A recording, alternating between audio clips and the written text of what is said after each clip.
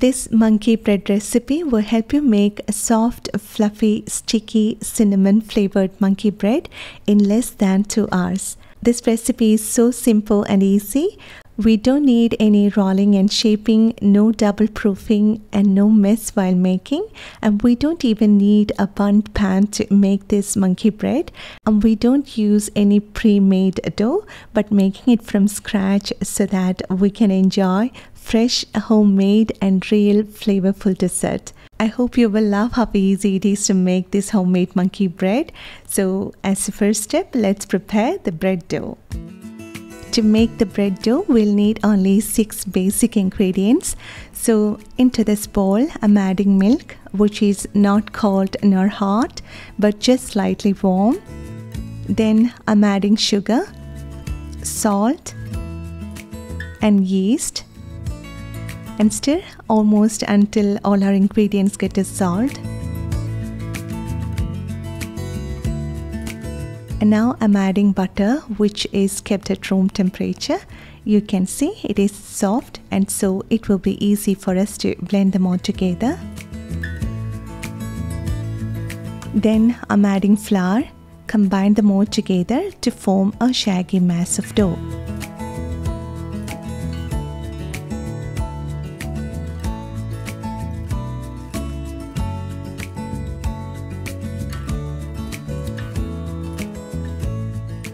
Now transferring the dough onto a clean work surface, and we need to knead the dough.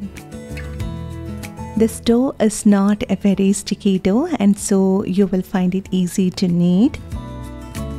After kneading the dough for about 6 to 8 minutes, our dough will be soft, smooth and elastic, not sticking to our hands but still tacky to the touch.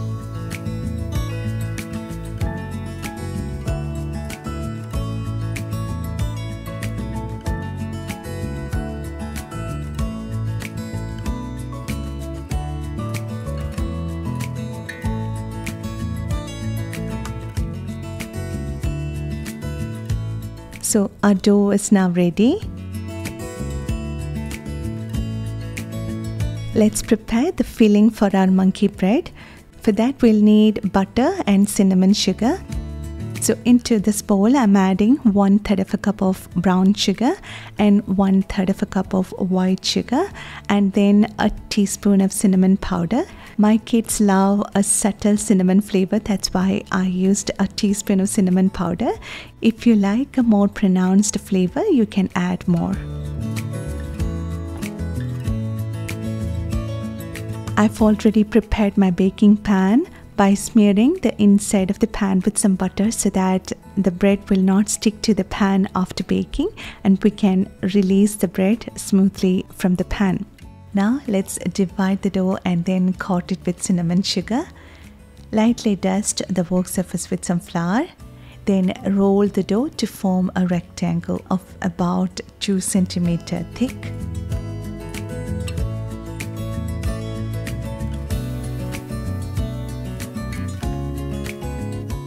Then divide the dough into small pieces using a bench scraper or using a pizza cutter or using a sharp knife, so that we'll get small pieces of dough.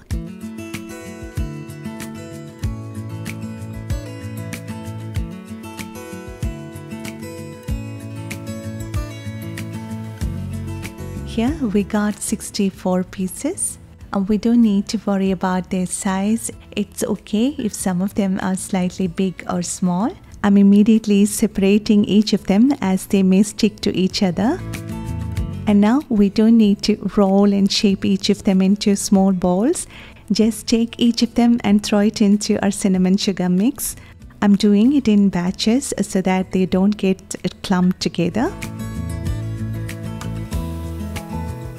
Stir or shake the ball and toast them so that all of them will get evenly coated with cinnamon sugar.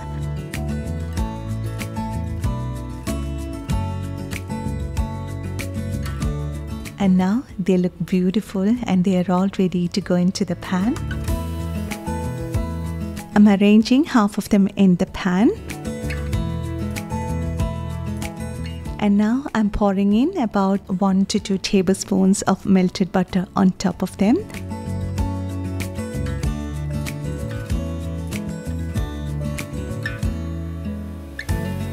Then arrange the second batch of rolls.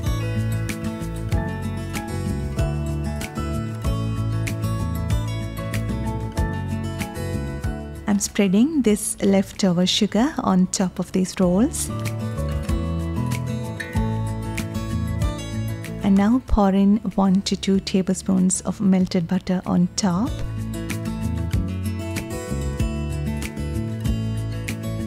And I'm keeping the rest of the butter to use later. Now it's ready for the final rising, so cover it with a cling film and let it sit in a warm environment for 1 hour to rise. After 1 hour, our rolls have risen well, and now I'm pouring in the rest of the melted butter on top. We are using only 1/4 of a cup of butter, which is just sufficient to make the rolls pull apart from each other after baking, and this will also help to create that gooey and sticky caramel sauce that coats and covers all the rolls after baking.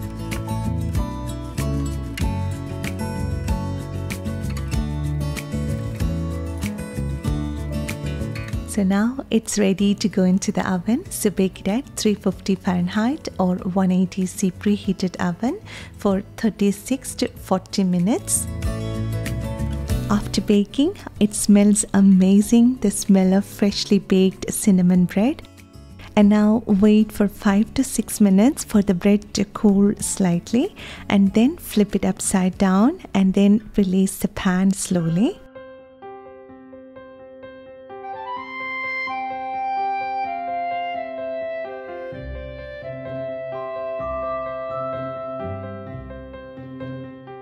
These rolls have a marshmallowy texture. They are soft, fluffy, and each of them is covered with gooey, cinnamon flavored sticky sauce. We can top it with caramel sauce or butterscotch sauce.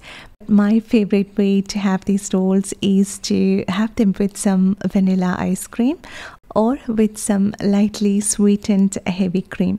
These two flavors, the sticky caramel cinnamon flavor and that rich milky creamy vanilla flavor, both of them pair so well and super delicious.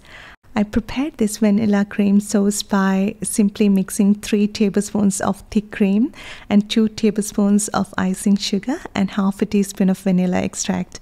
I hope you found this recipe simple and easy to make. Hope you will make this at home, and I'm pretty sure your whole family will love it. And if you like this video, please give a thumbs up, and please don't forget to share this recipe with your friends and family who love homemade bread. And thank you so much for your love and support, and thanks for watching this video. See you next time.